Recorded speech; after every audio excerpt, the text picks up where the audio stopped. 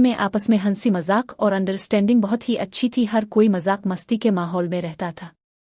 मुझे बचपन से ही वर्जिश का शौक था। मैं रोजाना रात को तेल से मालिश करके ऐसे ही सो जाता था और सुबह उठकर दौड़ लगाता और फिर वापस आकर नहाकर नाश्ता करता था। नाश्ता चची जान बनाया करती थीं और भाभी दोपहर का खाना, जबकि मेरी दोनों बहनें रात का खाना बनाती थी। दिन ऐसे ही गुजर रहे थे। मैंने स्कूल की तालीम मुकम्मल की और कॉलेज की तालीम के लिए शहर आ गया। यहाँ आकर मुझे अंदाजा हुआ कि जवानी क्या चीज़ होती है। गांव में हर चीज़ पाक साफ थी, कोई ऐसा ख्याल ज़हन में नहीं आता, जबकि हमारा गांव के दूसरे घरों में भी आना जाना नहीं था। यहाँ शहर में तो हर तरफ हर लड़का लड़की को ऐसे झूठता जैसे वो इसकी अपनी मलकियत हो। मगर अजीब बात यह थी कि मुझे बाहर की किसी भी लड़की से अजीब सी शर्म महसूस होती थी। वो मुझसे बात करने की कोशिश करती भी तो मुझसे हो नहीं पाती थी। लड़की के करीब जाते ही अजीब सा रोब मुझ पर तारी हो जाता था और मैं कॉलेज में रहते हुए सबसे शरीफ लड़का था। इस असना में गर्मियों की छुट्टियां हुई और मैं अपने भैया के साथ गांव वापस आ गया। रास्ते में भैया मुझसे मजाक करते रहे और पूछा कि कोई गर्लफ्रेंड बनाई या नहीं। मैंने कहा, भाई आप मुझे ऐसा समझते हैं? उन्होंने कहा कि तो शरीफ है, मगर शहर की लड़कियां तो शरीफ नहीं, क्या कोई भी पसंद नहीं आई।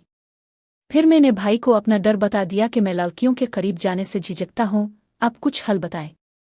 भाई ने कहा कि जब वापस शहर आएंगे तो मैं अपनी कुछ दोस्तों से मिलवाऊंगा, वही तेरी शर्म दूर करेंगे। ऐसे ही बातें करते हम घर पहुंचे। सब लोग बेसब्री से इंतजार कर रहे थे। खाने की टेबल पर हंसी मजाक होता रहा। हम थके हारे थे, इसीलिए जल्द ही सोने के लिए लेट गए। रात को करीब 2 बजे मेरी आँख खिली और मैं पानी पीने नीचे किचन में आने लगा। घर की सेटिंग कुछ यूं है कि मैं, भाई भाभी और चचा चची का कमरा ऊपर फर्स्ट फ्लोर पर है, जबकि नीचे वाले फ्लोर पर अम्मा बहनें और किचन है। ऊपर भाई के कमरे के सामने से गुजरते हुए मुझे अजीब सी आवाजें सुनाई देने लगी। सरगोशियों में बातें और हंसी मजाक की आवाजें में समझ तो गया था, मगर फिर भी कोशिश करके दरवाजे की झरी से झांकने लगा। अंदर झांका तो देखा कि भैया बेड से टेक लगाए लेटे हुए हैं और भाभी उनकी तरफ मुड़ करके उनकी बेड पर बैठी हुई है और वो दोनों खेल रहे थे और मैं तकरीबन 15 मिनट से देख रहा था और मुझ पर कैफियत तारी थी। इसके साथ ही मुझे दरवाजे खिलने की आवाज आई। मैंने इंतहाई तेजी से अपने बाईं जानिब देखा तो चची जान अपने कमरे के बाहर खड़ी मुझे हैरत से देख रही थी। मुझ में उनका सामना करने की हिम्मत ना हुई और मैं जल्दी से अपने कमरे का दरवाज़ा खोलकर अंदर दाखिल हो गया। अंदर आकर पहले तो मैं सोचता ही रहा कि ये मुझसे क्या हुआ है। एक तो भैया को देखना और फिर चाची का मुझे देख लेना। खुद पर हैरान हो रहा था कि ये क्या कर दिया है। मैंने कुछ देर तक ऐसे ही बिस्तर पर लेटे सोचता रहा। फिर यही ठीक लगा कि सुबह उठकर देखते हैं कि क्या होता है। अपने पुराना मामूल याद आया तो सरसों का तेल उठाकर नीचे चादर बिछाकर बैठा और पूरे बदन की मालिश शुरू कर दी। मैंने कोई 1 घंटा लगाया और पूरे बदन की मालिश की और वही चादर अपने बेड पर बिछाकर लेट गया। बेड पर लेटते ही दोबारा से ख्वाब में भाभी मेरे सामने आ गईं और मैं खुद को भाभी के पीछे बैठा हुआ था। यही सोचते हुए मैं नींद की वादियों में गिरता चला गया। सुबह देर से आंख खिली, जल्दी से नहाकर नीचे उतरा तो सब डाइनिंग टेबल पर बैठे थे। मेरी डाइनिंग टेबल पर नजर पड़ी तो चची जान को वहां बैठे देखकर मेरी नजरें नीचे झक गई और मैं खामोशी से अपनी कुर्सी पर बैठ गया। भाभी अभी तक नहीं आई थीं, शायद थकान अब तक नहीं उतरी थी। भैया वैसे ही हंसते मुस्कुराते हुए सबसे हाल चाल पूछ रहे थे। चची जान मुझे देखकर मुस्कुरा रही थीं और मेरी हालत खराब हो रही थी। अम्मा से कहने लगें कि देखें ये शहर जाकर कितना कमजोर हो गया है, लगता है अपने खाने पीने का ख्याल नहीं रखता। और ये कहकर मेरी प्लेट में खाना डालने लगी। मेरी बहनें मुझे चिल्लाने लगी थीं कि अब उनकी शादी कर दें ताकि कोई ख्याल करने वाली आ जाए।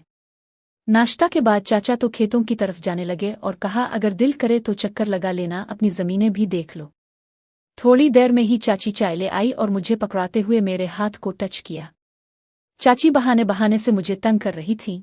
मैंने जल्दी से चाय खत्म की और अपने खेतों की तरफ चला गया। वहां पुराने दोस्त भी आए हुए थे, उनका साथ अच्छा टाइम पास हो गया। दोपहर का खाना बाहर खाया और शाम को घर आया।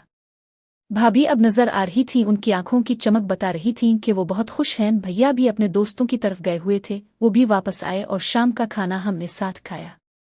इसके बाद अम्मा और बहनों से कुछ बातें की और फिर सोने के लिए ऊपर आ गया। खाना खाए हुए मुझे 3 घंटे हो चुके थे तो मैंने अपना मामूल शुरू कर दिया। मालिश करके बेड पर लेट गया। भाभी का आज पूरा होलिया मेरी निगाहों में फिरता रहा था। बेशक वो कपड़ों में बेहद हुसैन लगती थी।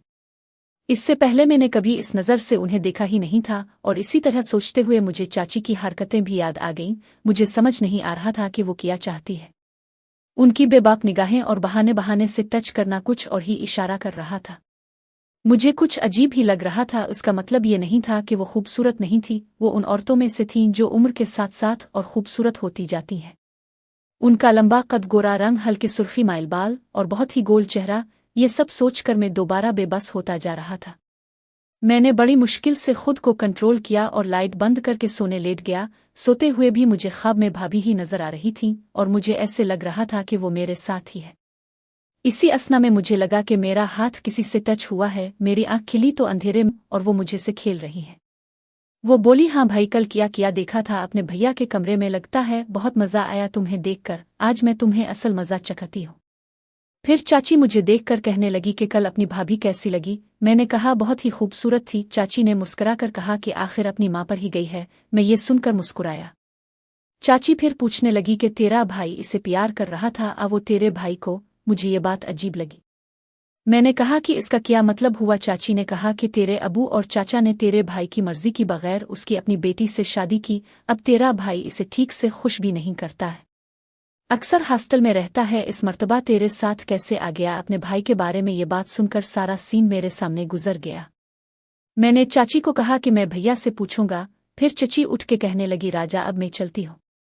और मैं उठा तो अचानक ऐसे लगा जैसे कि मेरे कमरे के दरवाजे से कोई हिला है। हमारी लाइट बंद थी मगर बाहर की लाइट ऑन थी, जिसकी वजह से हल्का साया हिला था।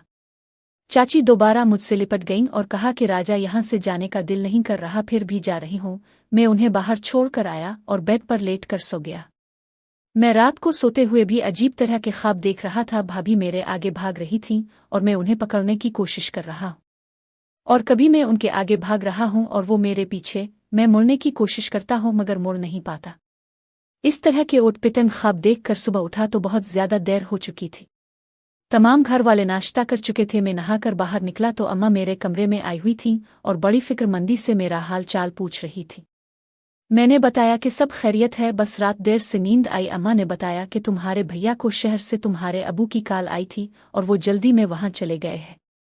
मैं भी कुछ परेशान हो गया। अम्मा से कहा कि अब नाश्ता भिजवाएं और अबू का कॉल मिलाकर बात करने लगा। अबू ने बताया कि शहर में एक नया स्कूल खरीद रहा हूं तो इसके लिए पैसे चाहिए थे, इसलिए पैसों और लिखत पढ़त के लिए तुम्हारे भैया को बुलवाया है। मैंने कहा कि अब्बा अगर मेरी ज़रूरत हो तो बताए, मैं आ जाता हूँ। अब्बा मुस्करा कर कहने लगे, नहीं बेटा, तुम जरा गांव की देसी चीज़ें दिल भर कर खाओ क्योंकि फिर छुट्टियों खत्म हो जाएंगी। मैंने भी हंसते हुए कहा कि ठीक है अब्बा जान, आप खुश रहें। फोहे बंद कर मैं रात वाले वाकये की तरफ सोचने लगा जब दरवाजे के बाहर कोई साया हरकत कर रहा था। मैं डरा कि कहीं चाचा ना उठे हों और उन्होंने ना देख लिया हो। इतने में चाची मुस्कराती हुई नाश्ता उठाई हुई कमरे में दाखिल हुई और कहने लगे, मेरा राजा उठ गया है, चल अपने हाथ से नाश्ता करवाओ। मैं भी हंस पड़ा और कहा कि कल राजा की ख्वाहिश तो पूरी की नहीं है। चाची थोड़ी संजीदा होते हुए बोली कि राजा के लिए जान भी हाजिर है। मैंने नाश्ता शुरू किया तो चाची भी बड़ी गहरी निगाहों से मुझे देख रही थी। नाश्ते के बाद मैं बाहर निकल आया और नीचे जाकर डाइनिंग टेबल पर चाय पीने लगा। मेरी दोनों बहनें मुझसे बिलतरतीब एक साल छूटी थी। एक 9वीं का इम्तिहान दे रही थी और एक 10वीं का। नीचे गया तो उनके कहे सुनकर उनमें गुम हो गया।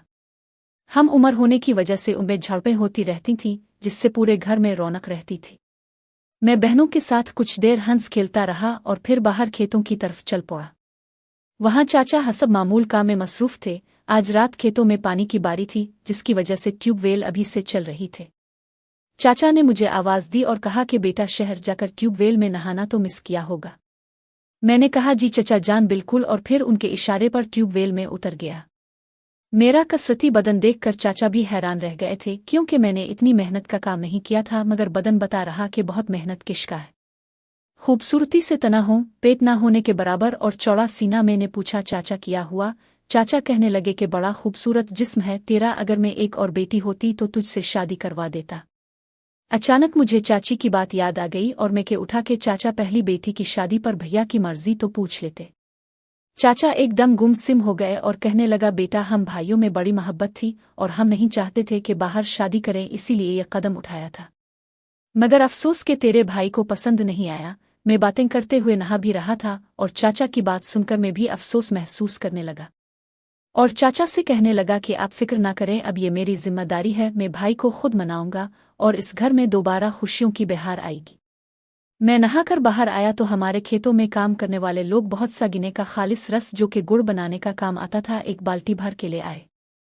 मैंने बाल्टी मुंह से लगाई और खाली कर दी। इस तरह मैं शाम तक वहीं मसरूफ रहा और रात का खाना खाने घर वापस आ गया। डाइनिंग टेबल पर सब बैठे थे। भाभी हसब मामूल चुपचाप थीं और उनकी गोरी कलाइयों में गोल्डन चूड़ियों की खन खन मेरे दिल की धड़कन को भी तेज कर रही थी।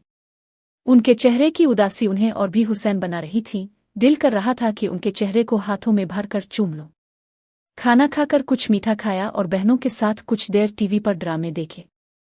फिर अम्मा को शब बखैर कहकर ऊपर आ गया। ऊपर पहुंचा तो थोड़ी ही देर में चाची भी दूध का गर्म गिलास लेकर ऊपर पहुंच गई।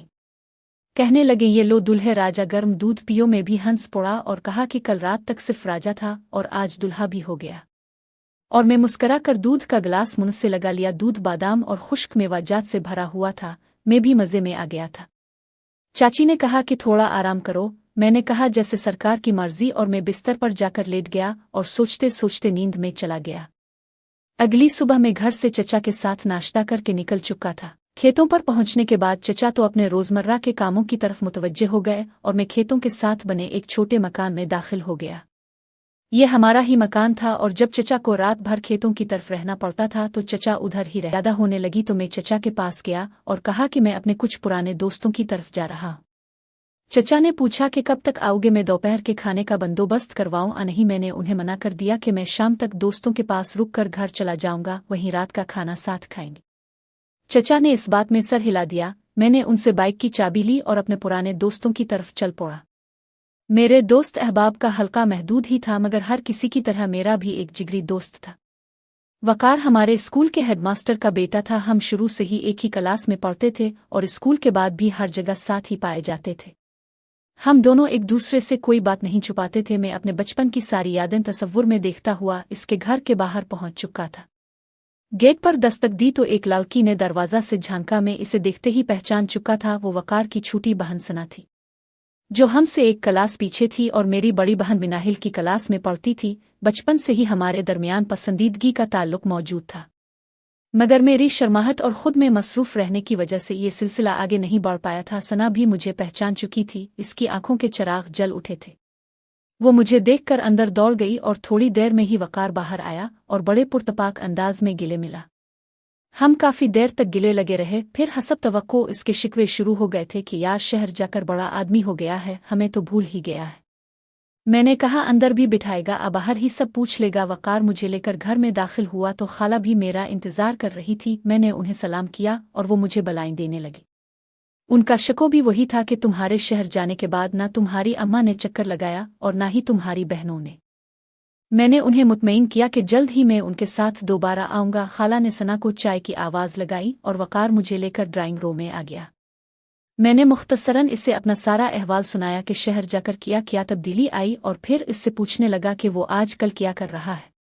वकार ने बताया कि आजकल स्कूल उसके पास है। मैट्रिक के बाद ही अबू का इंतकाल हो गया था और फौरन बाद इसने स्कूल संभाल लिया और साथ ही प्राइवेट इम्तिहान की तैयारी कर रहा था। मैं इसे देख रहा था कि वकार की शोखियां और तंजो-मुज़ा अब संजीदगी में तब्दील हो चुकी है।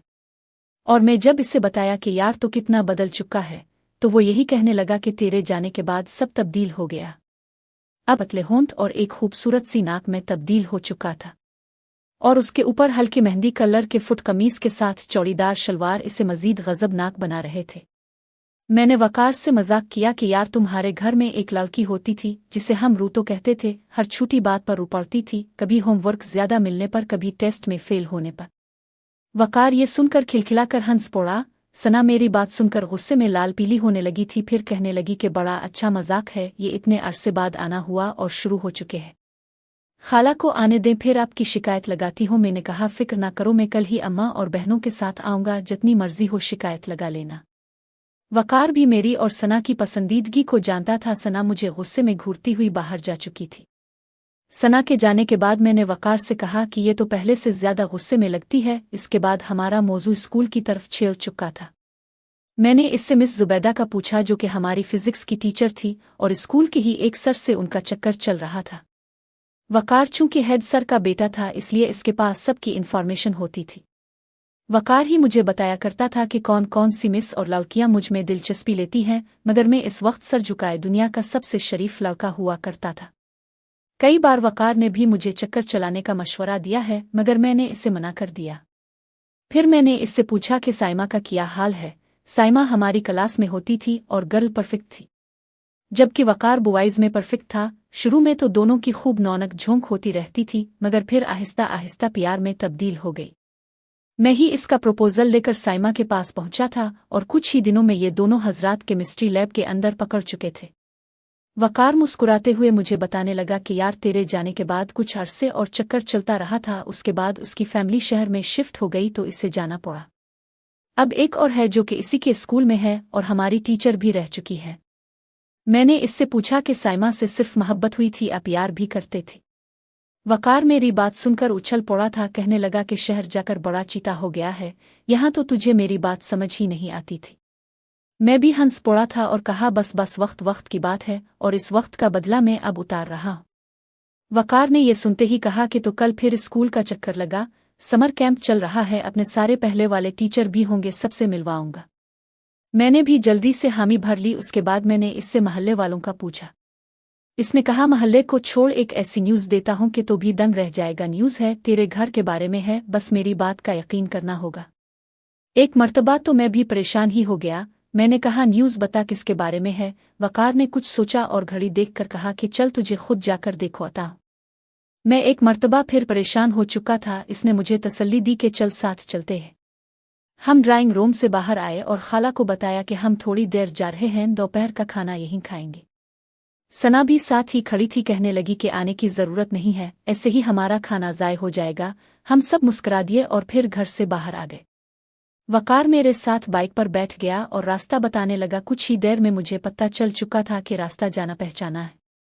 मैंने इससे दोबारा पूछा तो कंधे दबाकर कहने लगा कि खुद अपनी आंखों से देख लेना। उसकी बताई हुई जगह पर पहुंचकर मैंने बाइक स्टैंड पर लगाई और उसके साथ चल पड़ा। अब मुझे सिर्फ हैरानी थी, कांजरा देखने वाला हूं। और थोड़ी ही देर में वकार मुझे एक खिड़की के पास लेकर जा चुका था और देखते हुए मुझे इशारा किया कि तुम भी आ जाओ। और मैंने आगे बढ़कर आंख लगा दी। अंदर एक चारपाई पर एक दरमियानी उम्र का आदमी और एक 20-22 साला लड़की एक दूसरे के साथ बैठे हुए थे। आप शायद समझ चुके होंगे कि ये आदमी कोई और नहीं, हमारे महबूब चचा जान थे। वकार मुझे अपने ही खेतों की तरफ ला रहा था और वो लड़की पिछली तरफ के किसी मुजारे की बेटी थी। लड़की सांवले रंग की थी, नैन नकूश पतले पतले थे, नाक पर चकती हुई नथ इतनी